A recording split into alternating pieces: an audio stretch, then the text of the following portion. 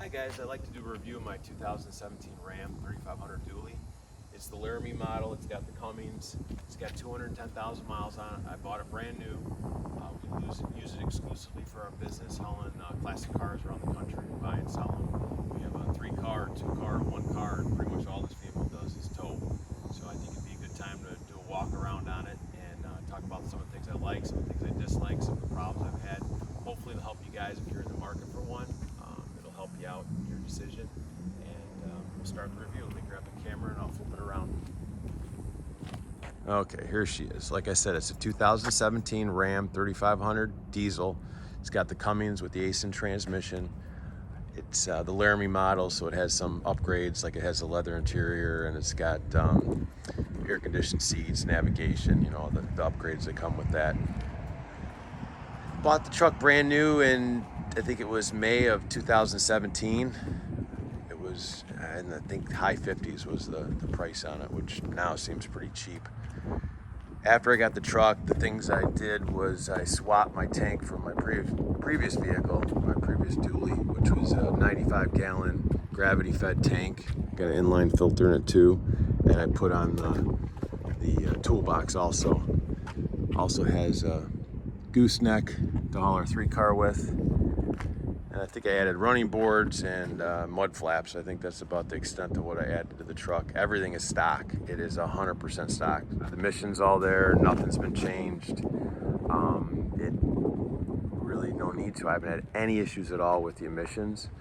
Problems I've had with the truck since new was after Hurricane Irma. I had some issues with the turbo check engine light came on. I guess it was a turbo actuator. They fixed it under warranty, but they said there was some water in it, so I don't know if it was from going through some deep water or what, but it did fail. Other issues I had with the truck, I had the EGR cooler go bad. I want to say that was about 140,000 miles. I started losing coolant and the truck started running really bad. Took it to a dealer and they figured out it was a cooler, and that was replaced. Other things, I think I went through a set of rear shocks. One of them was leaking. The rear axle on the tire side started leaking. That was fixed. And I think that's pretty much it. I mean, I've gone through a lot of brakes, a lot of tires. It probably goes through tires every 50,000 miles, and maybe brakes about the same. I'm not sure why, but the truck does definitely go through brakes and tires compared to some of my other vehicles. I've had a F450 before, and I got 150,000 miles on the original set of brakes, and I'd get 100,000 on the tires, but this one likes going through tires. Tried some Michelins this time. We'll see how they hold up. We just got those. And in the fronts, I have commercial TAs. I tried those out. The issue I was having with the front, even though it gets aligned, I was getting wear. And what would happen would be the truck would start, you know, you'd put new tires on it. I go about 10,000 miles, and then it would start pulling to the right. At that time, rotate the tires, it goes straight as an arrow till the tires completely wear out. Don't know why, but that's just how these dualies wear tires. The outer edge here usually is what wears first. So I'm gonna try these and see how they hold up. Any other issues? I think that's about it. The truck's been super reliable. I mean, I have no complaints. You know, the minor stuff that went wrong wasn't that big a deal. Nothing electrical, nothing major really. I'll show you the interior of it.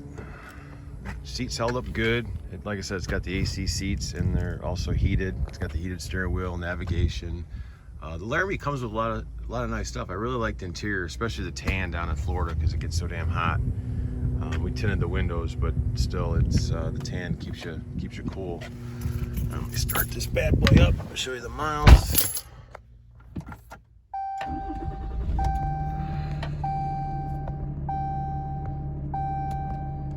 You can see it's got 210,000 miles on it. Perform service. That's the crankcase filter, I believe. That's got to be done every 70,000, so I need to do that. But here's the thing on the truck that's kind of cool. Of the 210,000, 189,000 is all towing, so that gives you an idea how much we use it for towing a ton. I'm gonna go outside.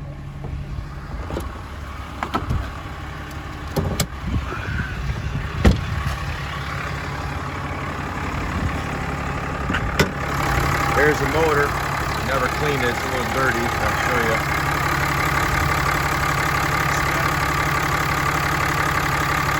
No blue line at all. Super, super tight.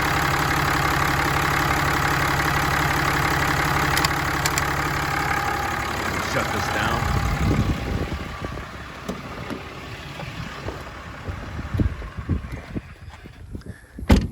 Talk a lot about what's original. It has the original serpentine belt, which is still in good shape. None of the batteries have been replaced, both of them.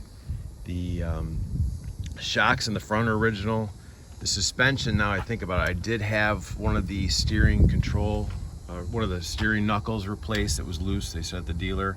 And then I think the idler arm was replaced also. Other than that, everything's original. Wheel bearings, like I said, the front shocks, all the components, the water pump, alternator, starter, all that stuff is all original, never been touched. 210,000 miles, which is not unheard of with these trucks. I mean, there's guys with 700,000 miles on these things, so really, really reliable trucks. I've come from Fords before that, and can't say they're very reliable. I had a Power Stroke that was pretty good, but the tranny at about 80,000 started overheating a lot. And then I had a 2008 F450, which was the 6.4, and that blew up twice in 150,000 miles. So I can't say too many good things about that truck. I had a 2013 F350 dually, and that one was pretty reliable till about 140,000. It also had an EGR cooler crack like this one did, and it failed. But unfortunately, when it failed, it put water into the motor and the head cracked. So that one was about $9 grand worth of repairs on that truck at 140. So I got rid of the Fords around, I think, 150,000 miles, and this one, like I said, I haven't really had problems with it, so I'm going to keep running it until it gives me problems. But right now, like I said, at 210,000, I wouldn't be afraid to hop in this thing and drive across the country. It's held up really well. The paint, really nice. I mean, you can see it's for that age and that many miles. It's in beautiful condition. You know, I wash it. I keep it inside, so it sits inside my warehouse when I'm not driving it. So it does have a sheltered life that way. But none of the trim or any of that stuff is faded or bad. I mean, I go to the Ram dealer. They have brand new trucks, and they sit outside for 6 months, and they're all faded. Where these older ones don't seem to have the issues with the trim. I mean, you can see the trim's still in really nice shape. Not faded at all. That's about it. I'll show you underneath the truck. Really clean. A lot of emission stuff on these. Another thing I like to talk about is a fuel mileage. I'm really impressed. This truck empty will get near 20 miles to the gallon, which is insane to me for a big truck like this. I mean, it gets better fuel mileage than my 4Runner, which isn't saying much, but hauling it gets, you know, anywhere from 10 to 12 in that range, depending how heavy it is. But it's really, really good on fuel. Haven't had any issues there. And with that extra tank, I mean, I can drive, you know, over 2,000 miles without filling up, which is great. One other thing I want to talk about is the service. On this truck, I change the oil every 15,000 miles, which is what they recommend, oil and filter.